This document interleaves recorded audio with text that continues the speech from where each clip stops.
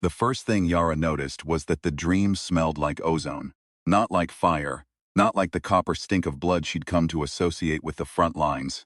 Just that clean, electric bite you get right before lightning drops. She was standing in the ruins of Sector 12's lower market district, the one that still had hand-painted vendor signs in 3 languages, and the creature was above her. Not moving, just present in the way that mountains are present, as a fact you cannot argue with. Then she woke up. The bunk above hers creaked. Warrant Officer Demi Okafor dropped one boot, then the other, onto the metal deck plate with 2 deliberate thuds that had annoyed Yara for 11 months, and that she realized, miss like a missing tooth if Demi ever transferred out. "You had it again," Demi said. It wasn't a question. Yara stared at the ceiling. The facility's ventilation system made a sound like breathing. Spot. Same smell. Ozone, ozone. Demi's feet appeared at the edge of the upper bunk, then the rest of her, dropping to the floor in a single practiced movement. She stood there in her undershirt and fatigues, looking at Yara with that particular expression she had. The one that meant she was already 3 steps ahead in the conversation, but was politely waiting for you to catch up. "I had it too," Demi said. "That was new." Yara sat up slowly. Through the small porthole above her bunk, the sky over forward installation Karef was the pre-dawn color of a bruise. That deep purple-gray that the Veth had taught humanity to dread, because it was the same color as their ships when they came in low. "You dreamed about Sector 12, Yara said. Lower market. The sign for the dumpling place was still up." Demi paused. "The one that had the painting of the cat." Yara's mouth went dry. She had not told anyone about the cat sign. She had barely registered herself, the way you barely register the specific texture of a familiar floor under bare feet. It was just there, a detail her sleeping brain had supplied without comment. "The creature was above you," Yara said carefully. "Not attacking, just watching," Demi said. "Yeah." They looked at each other across the 6 feet of metal floor between their bunks, and neither of them said the obvious thing, which was that shared dreams between non-bonded personnel were a Veth thing. Shared dreams were what the Veth used for targeting. Shared dreams were how they marked a location for the next wave. Yara got up and started pulling on her boots. Forward installation Karev existed in the gap between what the Veth had destroyed and what they hadn't gotten to yet. It was a repurposed mining facility on the outer edge of the Karev asteroid belt, staffed by 412 people, most of whom had come from somewhere that no longer existed. The installation commander, Colonel Prast, was a 52-year-old man from a coastal city that was now a crater lake. His adjutant, Lieutenant Vasev, was from a settlement that hadn't even made the casualty lists because the Veth had simply not acknowledged it as worth reporting. The war had been going on for 6 years. In those 6 years, humanity had learned 3 things with any certainty. The first, the Veth did not want territory. They wanted, and this was the word the xenobiologists kept using, with increasing desperation, dissolution. They wanted to unmake things. Whether this was religious, metabolic, aesthetic, or something else entirely that human language had no container for, no one could say. The second, the Veth communicated through biological resonance. Their command structures didn't use signals. They used the creatures. The things the press had taken to calling kaiju, borrowing an old word from a culture that had once made art about this exact nightmare, which felt either appropriate or obscene depending on your mood. The creatures were not weapons. They were nodes, broadcast towers of living tissue. When a Veth command element wanted to communicate or coordinate, the resonance went through the Narration, and anyone in range who happened to be biologically sensitive enough could receive fragments of it. The third, almost nobody was biologically sensitive enough. The ones who were tended to start having the dreams. This was the information that Yara did not report to Colonel Prast at the 0700 briefing. Standing in the installation's cramped main operations room with 30 other personnel, while Prast walked them through the latest scan data, showing the nearest known Veth formation was holding position at a distance that made tactical sense for nothing and strategic sense for everything. She did not report it because the last person who had reported shared kaiju dreams to command had been evacuated to a medical assessment facility and not heard from since. This was the officially sanctioned response. It was also, Yara suspected, the response of people who had decided that the dreams were a symptom to be managed, rather than a signal to be decoded. She stood in the back of the briefing room and kept her face neutral and counted the exits. Afterward, in the corridor outside, Demi fell into step beside her. "We have to find the third one," Demi said. Yara glanced at her sideways. What makes you think there's a third one? Because there's always a third one. The kaiju resonance doesn't establish between two people. It establishes a network. Two nodes don't make a network. She said it the way she said most things, with the particular flat certainty of someone who had done the reading and found the reading alarming, and had decided to be alarmed calmly. The signal to fully decode unless there are at least 3 receivers. You've been looking into this. I've been looking into everything. I've had 6 years, Yara. Everybody's been looking into something. She paused. Yours the first Verge dream report I've actually believed. Yara thought about the dumpling shop sign. The cat painting, slightly faded, the cat's expression placid in the way of all painted cats. That specific, useless, irrelevant detail that her brain had generated perfectly, and that Demi had confirmed. You couldn't fake that kind of specificity. You could fake a lot in wartime. You couldn't fake the cat. Where do we start looking? Yara asked. Demi almost smiled. I already found her. Her name was Specialist Ren Calloway, and she lived, by choice in the time she wasn't on duty, in a storage bay that she had converted into something that looked, at first glance, like the aftermath of an explosion in a model shop. Yara stood in the entrance and tried to take it all in. The walls were covered in diagrams, sketches of kaiju anatomy, hand-drawn resonance frequency charts, cross-sections of what appeared to be the creature's internal structure rendered in obsessive detail. Suspended from the ceiling on thin wire were scale models, dozens of them, each one a different kaiju variant, each one built from salvaged materials with a precision that made them look almost biological. They rotated slowly in the ventilation current, casting irregular shadows. On the workbench in the center of the bay, Ren Calloway was repairing one of the models. A large one, maybe a meter long, with the distinctive ridged dorsal structure of the creature that had cleared Sector 12. She was using a piece of equipment Yara didn't recognize to reattach what appeared to be a fractured horn-like projection. She was 23 years old, possibly younger. She had the look of someone who had been deeply, intensely focused on one thing, for long enough that the focus had become visible on her face. She didn't look up when they entered. You both had the Sector 12 dream, she said. The market district, the creature just standing there. Yes, Demi said. Ozone smell. Yes, now Ren looked up. Her eyes were the dark brown of someone who had spent too long in artificial light, with the slightly widened quality of eyes that spent most of their time examining very small details at very close range. She looked at them with an expression that was not quite relief, but was clearly adjacent to it. The expression of someone who has been right about something for a very long time and has stopped believing they would ever be able to prove it. Sit down, she said. This is going to take a while. What Ren had figured out, alone, in this bay over the course of 4 years of obsessive study that her supervisors had categorized as a harmless eccentricity, because she never missed a duty shift and her technical scores were exemplary, was something that the official VETH research division had not figured out, or had figured out and buried, which Ren considered equally likely. The kaiju resonance signal was not a targeting system. It was a translation layer. The VETH communicated in a mode that human neurology couldn't receive directly. Something below language, below image, operating at the frequency of biological tissue itself. What the creatures broadcast was a compression of that communications into something that human nervous systems could approximately decode, in the same way that a radio receiver doesn't understand the physics of electromagnetic waves, but can still play you music. The dreams were not symptoms of infection. They were the translation running. You're saying the kaiju is trying to talk to us, Yara said. Not exactly. Ren set down her repair tool and looked at the model hanging from the ceiling. I'm saying the VETH communication structure passes through the creature, and the creature it's not neutral. It has its own signal embedded in the transmission, like a watermark, and the watermark is what we're receiving. We're receiving the creature's signal, Demi said slowly. We're receiving the creature's signal, not the VETH command elements. The VETH use the creature as a relay, but the creature isn't. She stopped, seeming to search for the right word. It isn't just a relay, it's a participant. It has something it's transmitting too, and whatever that is, it's what's leaking through into the dreams. The 3 of them sat in the model-filled bay, while the ventilation turned the hanging kaiju gently overhead, and the implications of this settled into the room like weather. If the creature is transmitting something independent of the VETH command signal, Demi said, that means there's a frequency we could potentially isolate. Yes. And if we could isolate that frequency, we could talk back, Ren said. Or at least, We could transmit something into the Kaiju node that would propagate through the Veth command network in a way they wouldn't expect, because they'd have no reason to expect it.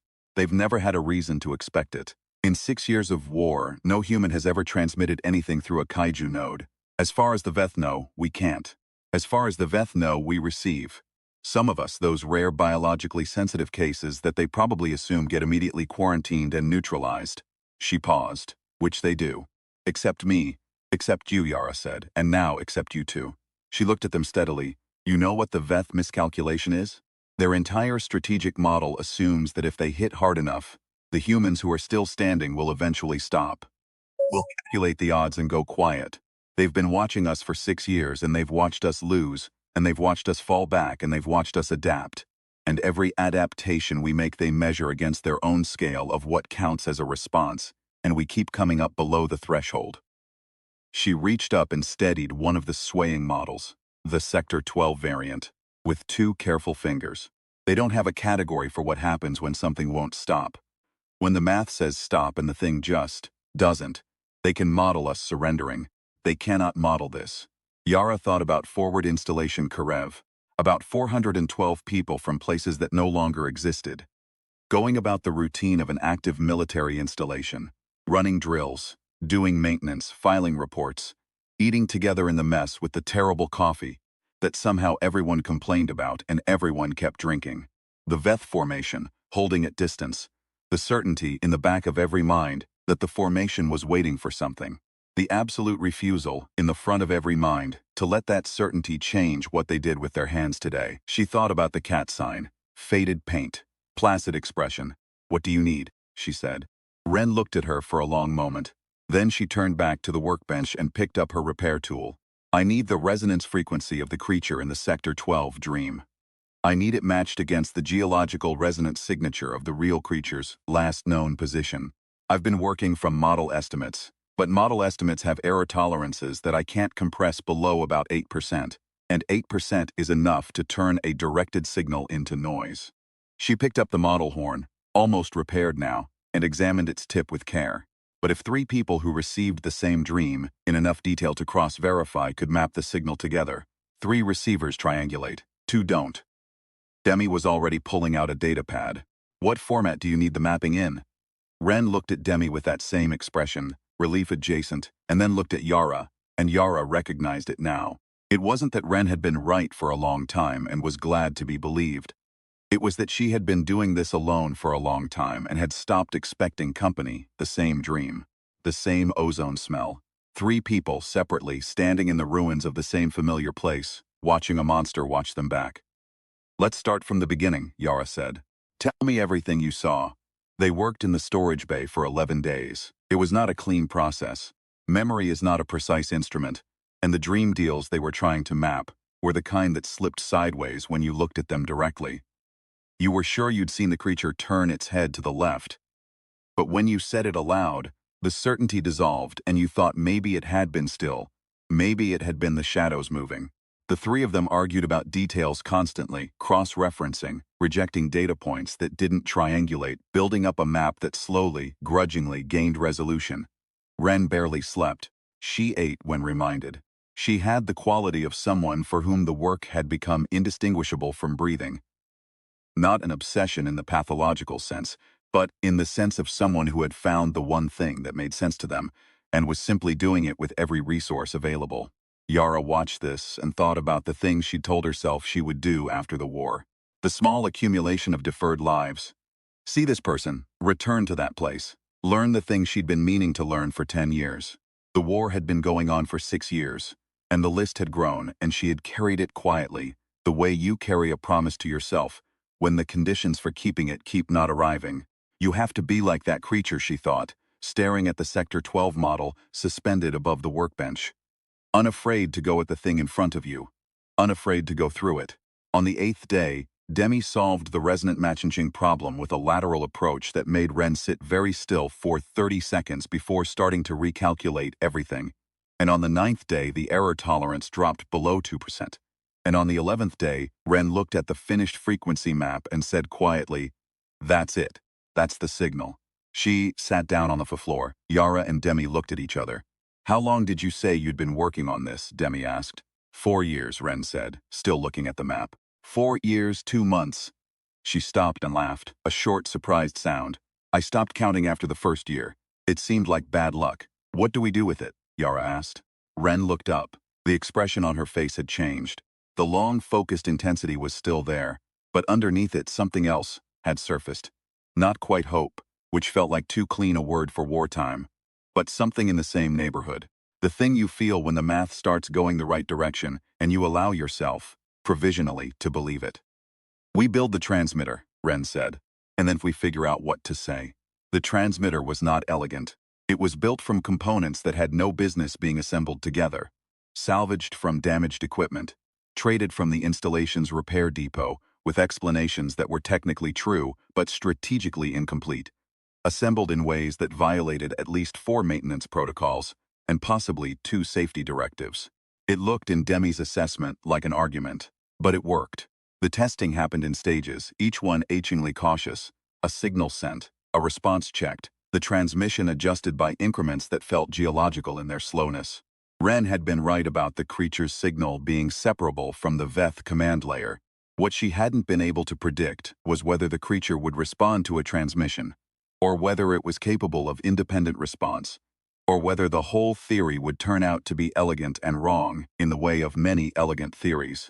The creature responded on the 14th transmission. Not in language, not in anything that mapped onto language. What came back through the resonance was Yara could only describe it as a sensation of being seen, of standing in a specific place, and having a very large, very old attention turned toward you with something that was neither predation nor judgment. A quality of awareness that had no human analog she could reach for. The 3 of them sat with that for a long time after the session ended. It knows we're here, Demi said finally. It's always known we're here, Ren said. That's been the problem. The Veth use it to relay targeting data. They route their coordination signal through its nervous system, and as far as the Veth have ever understood, the creature just carries the signal. Passive. A wire. She paused. But a wire doesn't know it's carrying current. This one does, Yara said. This one does. Yara looked at the transmitter, the ugly, improbable thing on the workbench, and then at the model hanging from the ceiling, the one with the repaired horn. The creature in the dream had stood still in the ruins of Sector 12. It had watched. It had not attacked. She had been afraid of it in the dream with a clean, physical fear that she recognized now as the body's honest response to scale. The same fear you'd feel standing at the foot of a cliff, not because the cliff wants to hurt you, but because it simply is what it is, and you are what you are. But the cliff didn't dream. The cliff didn't transmit a signal through the skin of the world to the sleeping minds of 3 people who were, for reasons no one could fully explain, tuned to receive it. We need to tell command, Demi said. We need to be careful about how we tell command, Yara said. Both of them looked at Ren. Ren had a complicated expression on her face. We need proof they can't classify away. Something that demonstrates the channel is real and functional, and produces intelligence that command can verify independently. She reached into her workbench drawer and produced a folded piece of paper covered in handwritten notes. I've been working on the message. I think I know what to transmit, but I need 2 more days. You've always got 2 more days, Demi said. Ren almost smiled. That's the only way I'm still alive. Colonel Prast was not a man who surprised easily. He had lost a city and rebuilt himself around the loss, not by forgetting it but by carrying it the way structural engineers carry load, distributing the weight so no single point failed.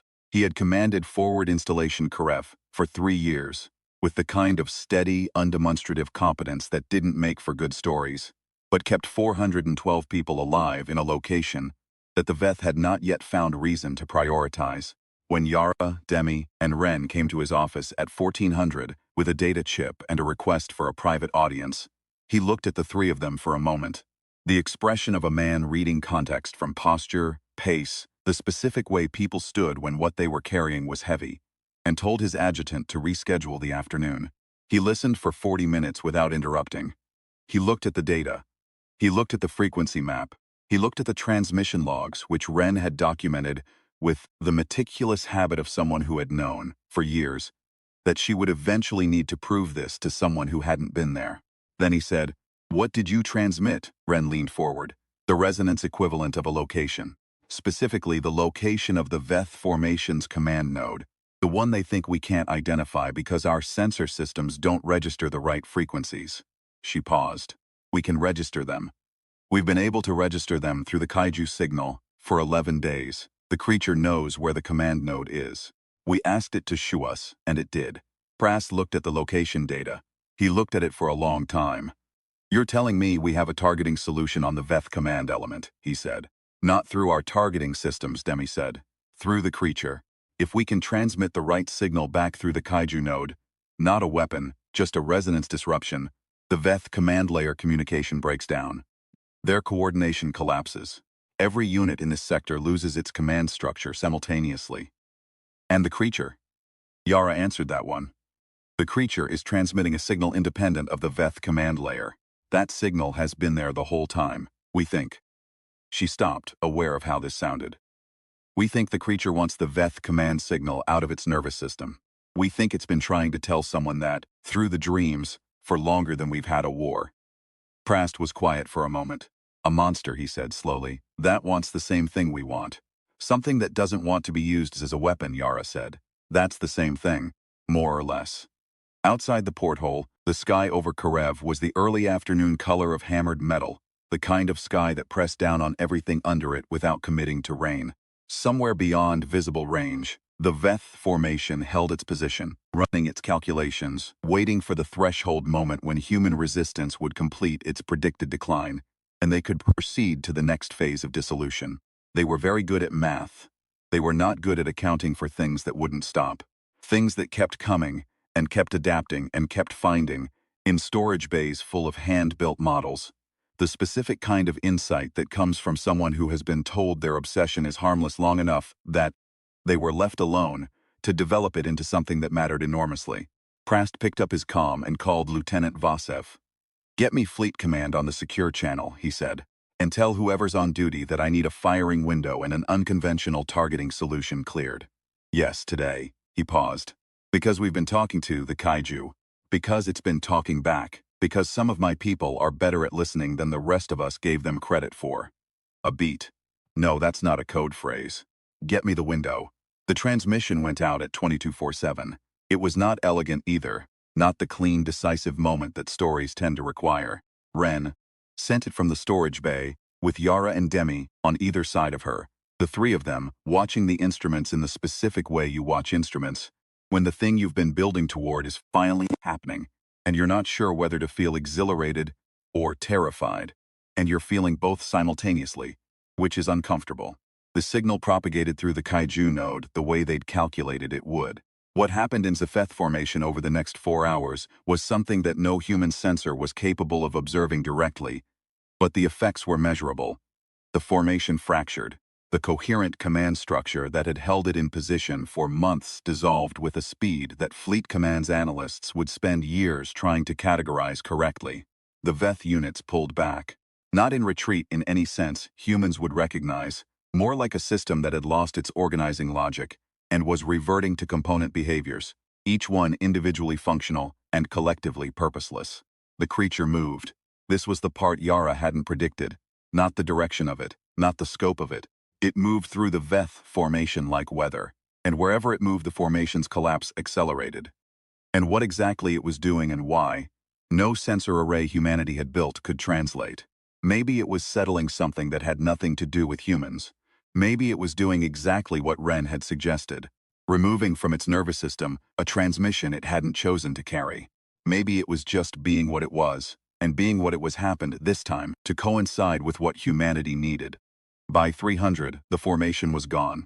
In the after-action reports, there would be a great deal of careful language about the targeting solution, and the unconventional communication methodology, and the biological resonance hypothesis, and its tactical applications.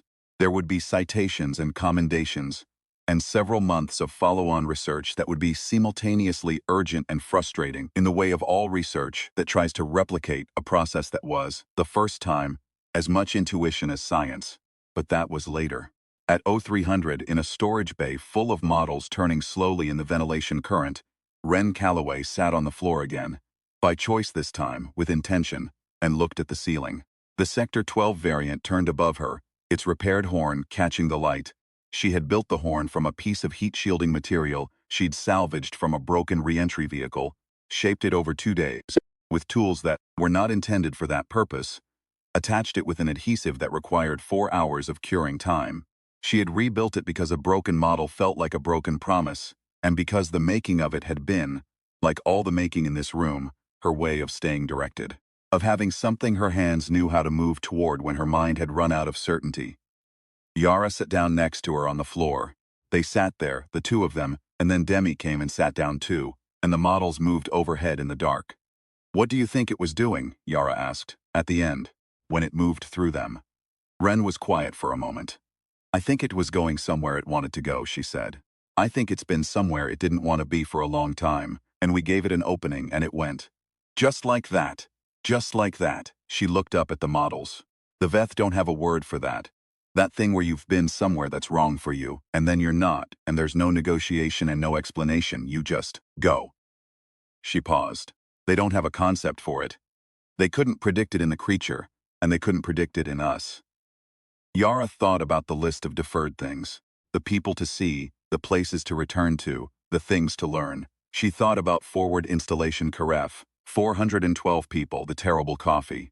She thought about the cat sign in the market district, the faded paint, the placid expression, the specific, useless, irrelevant detail that her sleeping brain had offered her as proof that something vast and incomprehensible had been in its way paying attention. You should be like that, she thought. Unafraid. Unafraid to go at the thing in front of you, through it, past it, toward wherever it is you actually need to be. Outside, the sky was beginning to lighten. That early, provisional light that doesn't commit to anything yet but is already, quietly, replacing the dark. Demi stood up first and went to the small camp stove in the corner of the bay, the one Ren had installed in defiance of 3 separate fire safety regulations, and started heating water. Nobody said anything about the coffee, nobody needed to. Some things you just make, some things you just do.